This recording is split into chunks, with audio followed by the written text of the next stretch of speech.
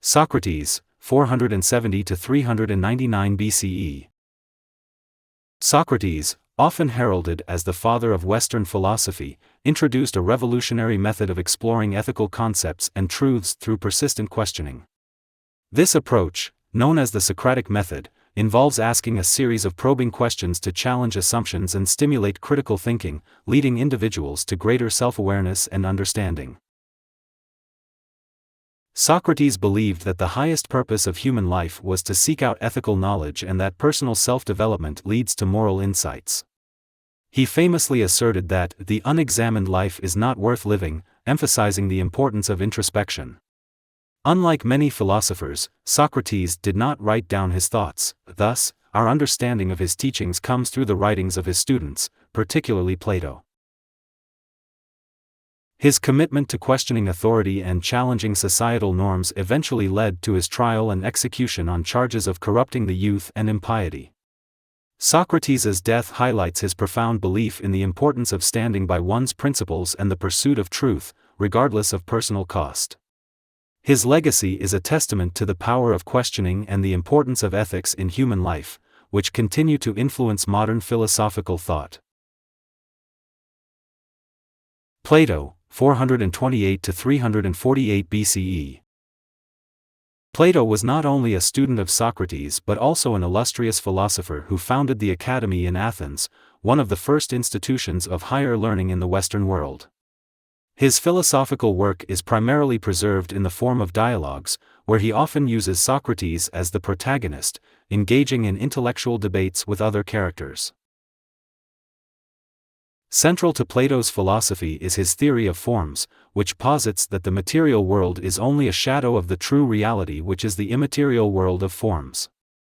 These forms are perfect and unchanging concepts or ideals that transcend time and space. For instance, the form of beauty itself is abstract and remains unaltered regardless of how beauty manifests in the physical world.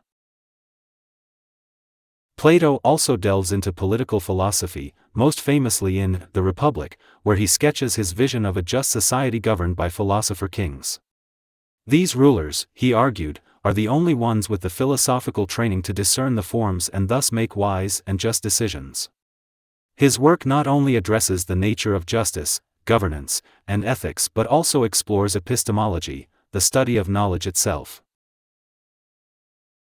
Through his dialogues, Plato examines human nature, morality, and the role of both the individual and the state, shaping philosophical thought for subsequent millennia and providing foundational concepts for both metaphysics and epistemology.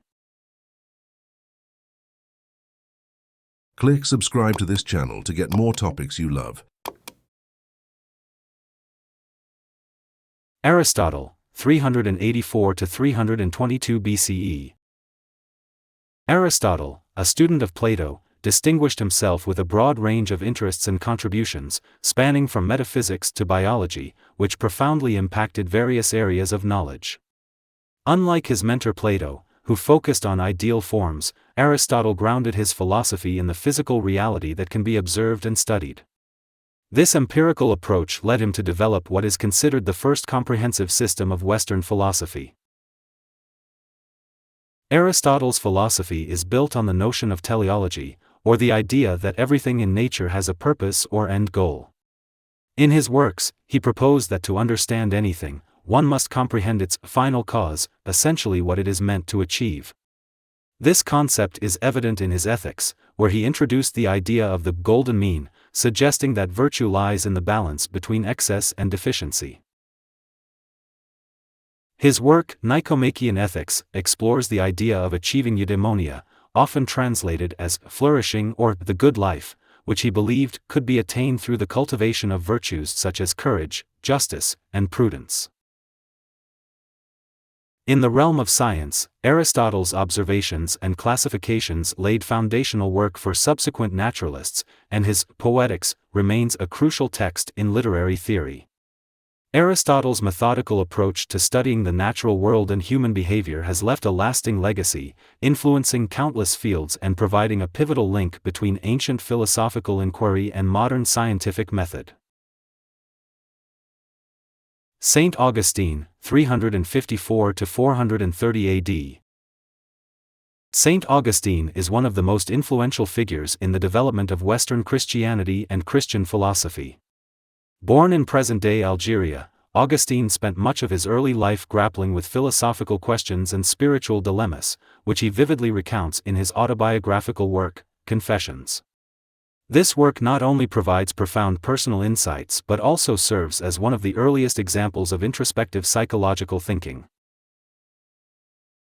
Augustine's conversion to Christianity transformed his philosophical inquiries, leading him to integrate Neoplatonic thought with Christian theology. His extensive writings helped articulate the doctrine of original sin and the need for divine grace for salvation, concepts that would become central to Christian theology. In City of God, another of his major works, Augustine addresses the relationship between Christianity and secular society, particularly in the context of the sack of Rome by the Visigoths. Here, he contrasts the earthly city, the city of man, with the heavenly city, the city of God, arguing that while the earthly realm is marked by human sin and imperfection, the heavenly city represents the realm of divine truth and Christian virtue. Augustine's thoughts on free will, divine predestination, and the nature of evil have been profoundly influential in theological and philosophical debates in the Christian tradition. His blending of Greek philosophy and Christian doctrine paved the way for the intellectual endeavors of medieval Christian scholars and beyond. René Descartes, 1596–1650. René Descartes, often referred to as the father of modern philosophy, revolutionized the approach to philosophy by shifting the focus from what is external to the certainty found within the thinking self. His famous dictum, cogito, ergo sum, I think, therefore I am, captures this turn towards the internal as the foundational aspect of knowledge and existence. Descartes began his philosophical journey by doubting everything that could be doubted, aiming to establish knowledge on unshakable grounds. This methodical skepticism was intended to clear away uncertainties and set a firm foundation for true knowledge. In his Meditations on First Philosophy, Descartes explores this theme, using systematic doubt to discard unreliable knowledge derived from the senses and instead affirming the reliability of reason as a source of knowledge. His dualistic view of the universe divided existence into the realm of residential cogitans, the mind, which is capable of thinking and therefore undeniably exists, and residential extensa, the material world, which is separate from the mind and whose existence can be questioned. This separation of mind and body has had enduring implications in philosophy, leading to debates about the nature of consciousness and reality. Descartes also made significant contributions to mathematics and science, including the development of Cartesian coordinates, which have facilitated the study of geometry and algebra.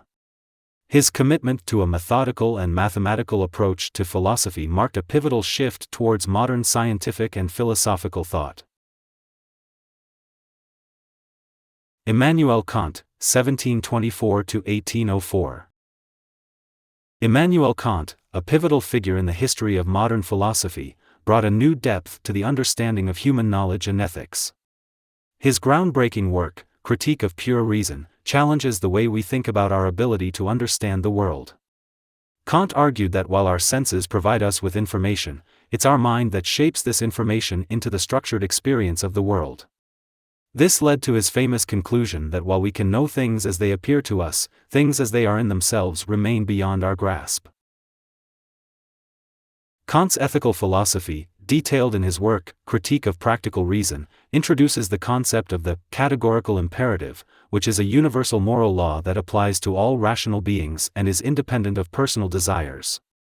According to Kant, a rightful act is one that could be universalized, meaning it could be applied consistently across all situations without contradiction, and treats humanity not merely as a means to an end, but as an end in itself.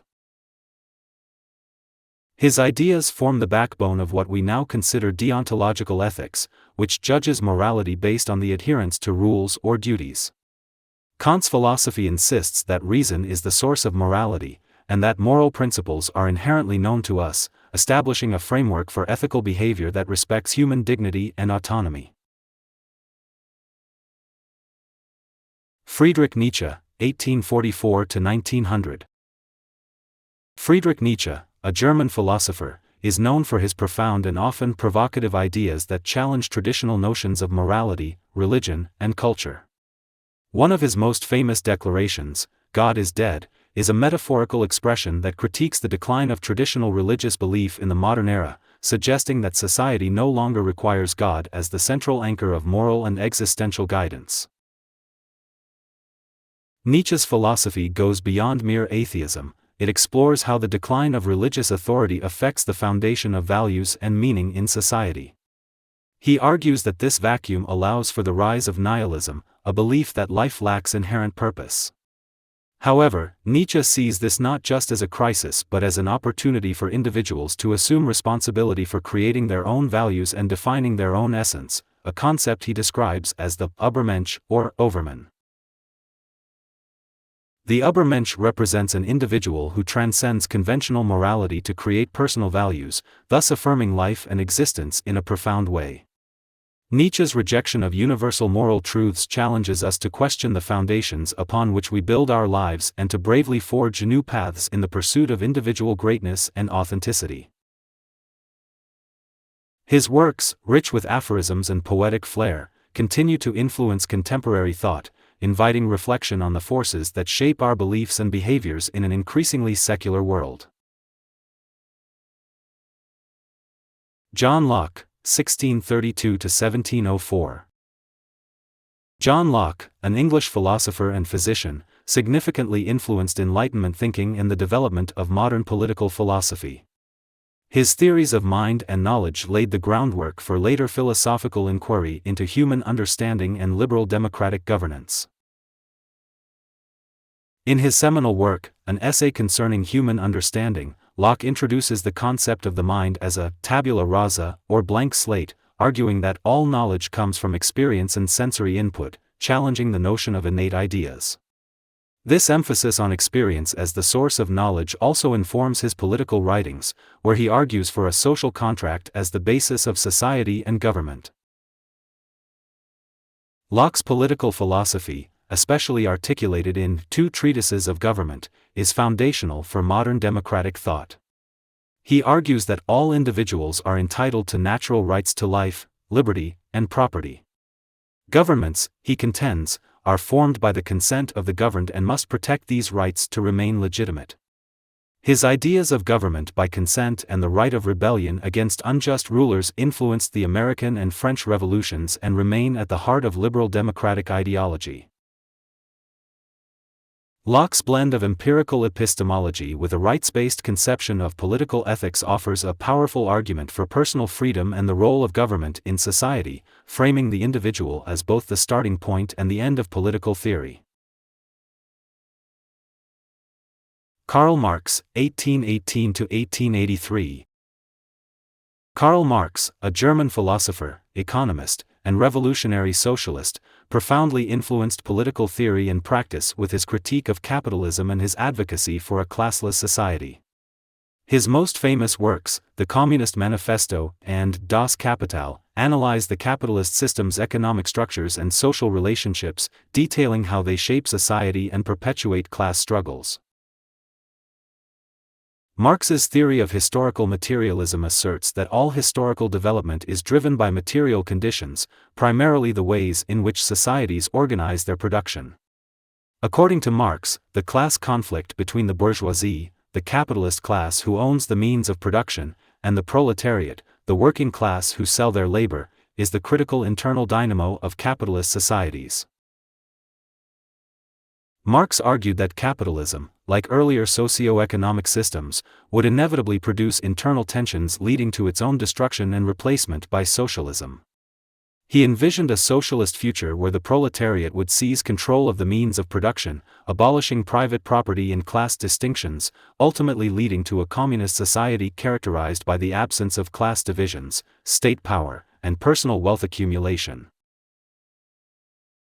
Marx's radical critique of capitalist economic practices and his vision for societal transformation have inspired numerous political movements around the world, influencing everything from economic policies to revolutionary actions aiming at the establishment of egalitarian societies.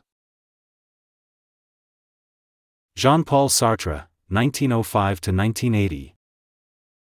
Jean-Paul Sartre, a French philosopher and leading figure in 20th-century existentialism, profoundly impacted our understanding of freedom, responsibility, and the nature of human existence. His philosophy, famously encapsulated in the phrase, "existence precedes essence," suggests that humans first exist, encounter themselves, and emerge in the world to define their essence or nature through actions, rather than being predetermined by any given essence. Sartre's major philosophical work, Being and Nothingness, explores the concept of existential freedom. He argues that humans are condemned to be free, meaning that without a predetermined essence, every action and decision reflects an individual's free choice. This freedom is inescapable and comes with the weight of responsibility. Individuals must take responsibility for their choices, which in turn define their identity and values. His existentialist philosophy also delves into the concept of bad faith, a form of self-deception or lie to oneself, where individuals, instead of embracing their radical freedom, deceive themselves into believing that they do not have freedom of choice due to external constraints or social roles. This leads to living an inauthentic life, not true to one's own freedom and choices.